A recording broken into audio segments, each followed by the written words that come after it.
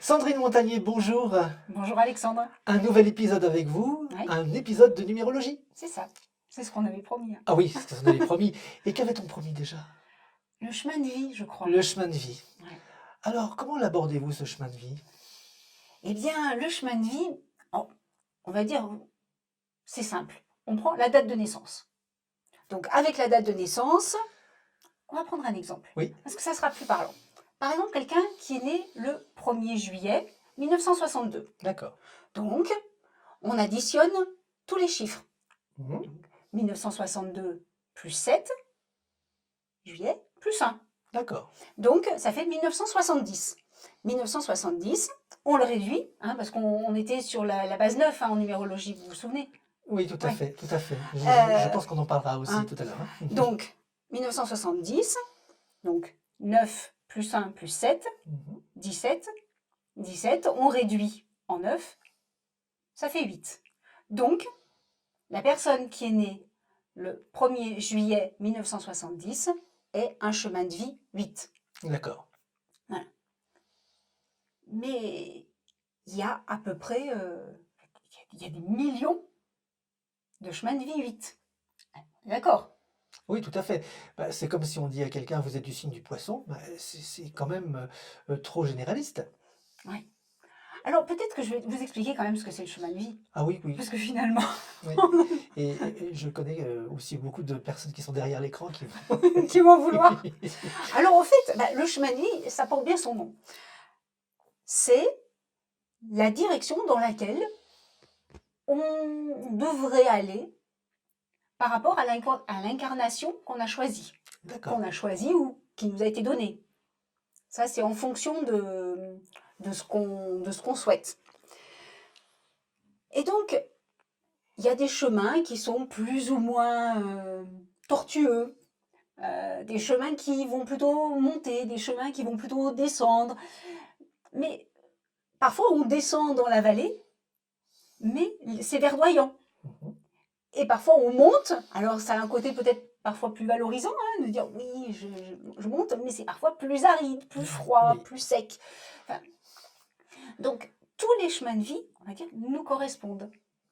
Ils nous correspondent à un parcours qu'on a à faire. D'accord. Mais on ne peut pas interpréter un chemin de vie sans tout ce qu'il y a autour de la personnalité. C'est exactement ce que vous disiez, comme un signe solaire en astrologie. Plein de poissons, plein de balances, mais tous les poissons et toutes les balances ne sont pas les mêmes.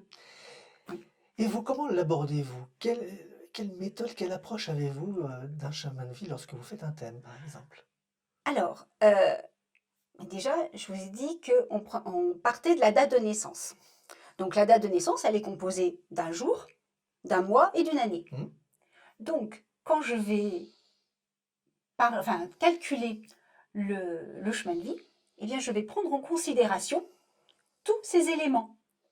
Alors oui, je vais considérer l'ensemble, c'est-à-dire le 17, si on reprend notre exemple, 1970, le 17, le 8, donc ça c'est la globalité, c'est vraiment le chemin de vie, mais il est composé du 1, qui est le jour de naissance, et le 1, eh bien c'est déjà celui qui va de l'avant. Mmh. Déjà, Oui, Et si vous vous souvenez de ce qu'on avait dit quand on avait parlé des chiffres, eh bien le 1, oui, c'est le premier. c'est le premier. Donc il y va. Donc déjà, ça va colorer le chemin de vie, le 8, par du 1. Donc on y va. Et puis du 7, juillet. Le 7, c'est celui qui va réfléchir. Et là, ça se passe, les choses vont se passer dans la tête. Mmh. Euh, il va avoir aussi peut-être un petit peu besoin de montrer son savoir. C'est important pour lui. Et puis, 1962. 1962, quand on le réduit, donc, ça fait donc 1 plus 9 plus 6 plus 2, ça va faire 18. Et 18, c'est du 9. Donc, le 9, toutes les personnes qui vont être nées en 1962 auront ce 9 qui vient du 18. D'accord. Et chacune d'entre elles aura à résoudre justement l'aspect de ce nombre, complètement. à leur façon, selon les aspects qu'elles ont aussi. Mm. Et alors, vous vous rendez compte à ce moment-là qu'effectivement un chemin de vie, déjà juste le chemin de vie, il est déjà coloré par 3 nombres, par D'accord. 3 facettes. 3 facettes, d'accord. Ce qui permet déjà, juste avec le chemin de vie, d'affiner un peu la personnalité et d'affiner la direction. Et la façon de l'entreprendre, ce chemin. Tout à fait. Mhm. Parce que quelqu'un qui va avoir comme nombre, comme jour de naissance du 2, il ne va pas être aussi volontaire, aussi dynamique, aussi... il ne va pas en vouloir autant, peut-être D'accord. qu'un 1. Mhm. Le 2, il va peut-être être plus dans le besoin des autres, moins individualiste peut-être. C'est ça. Je me posais une question. Un chemin de vie, c'est un chemin à arpenter, à réussir, à dépasser. Euh, C'est un petit peu tout ça à c'est la un peu fois. tout ça. Alors, à dépasser, bah, je sais pas, c'est déjà pas mal si on arrive à le faire, soi-même, hein, Mhm. à aller au bout de notre chemin. Qu'est-ce qui est important? C'est le but ou le chemin? Le voyage que l'on entend. Voilà. Et comment on le vit surtout. Et c'est ça. C'est ça, oui. Alors, effectivement, après, c'est du libre arbitre. Moi, j'ai le droit je suis un chemin de vie 8, je vais plutôt, c'est un chemin de vie de transformation aussi, hein, quand même, hein. Un chemin de vie, il y a du matériel, il y a des choses comme ça. Mais j'ai le droit de dire, bah non, moi je veux pas, j'ai envie d'un d'un chemin de vie beaucoup plus tranquille, et finalement je ne bouge pas de la maison, je m'enferme. D'accord. Mais étonnamment, la vie va quand même mettre devant soi des obstacles ou des choses qui vont pas aller. On a le droit de pas être sur son chemin de vie. Mais la vie, parce que, alors si on pense qu'on a une petite responsabilité dans la façon dont on s'est incarné, ben, si on s'est incarné là, à ce moment-là, ce jour-là, c'est qu'on avait quelque chose à résoudre à ce moment-là, ce jour-là, avec, on va dire, les outils qu'on nous a donnés. Donc, cette personne, en naissant le 1er juillet 1962, on va dire, on lui a donné sur la table un petit, petit sac, hein, Voilà. avec quelques outils dedans Pour le chemin. pour le chemin. Voilà, c'est un petit sac à dos. Un petit sac à dos, d'accord. Et c'est donné, c'est le cadeau. Et voilà, on lui a donné ses outils. Maintenant, bah, tu te débrouilles avec ça. Alors parfois, les outils, eh ben, c'est bien, ils sont bien utiles. Parce que peut-être que le chemin de vie 8, il est plutôt amené à monter un petit peu, hein, dans la montagne. Alors peut-être que c'est pas mal d'avoir une paire de chaussures de marche. D'accord. Donc le chemin de vie, ce serait en quelque sorte un outil pour s'aider à s'accomplir et aussi un outil pour s'aider à se comprendre. Ah oui. Oh oui. Et oui, parce que par rapport aux épreuves que l'on va avoir dans la vie, on va travailler sur soi. Mm. On va se comprendre. Parce que c'est là aussi où on va se dire, ah, tiens, il me tombe ça sur la tête. Au lieu de dire, c'est la faute de l'autre, c'est toujours la faute du voisin, c'est toujours la faute du conjoint, c'est toujours... Non, peut-être. Il a peut-être une part de responsabilité, mais moi, j'ai ma part de responsabilité. Et ça va m'offrir une lecture de l'événement, de la transformation. Et oui, Mhm. et ce pourquoi je me suis incarnée. Voilà. Mm. D'accord. Oui. Nous avions une question avant de préparer notre vidéo. C'était de savoir justement la base 9 et la base 22 qui s'offrent à nous lorsque nous faisons de la numérologie.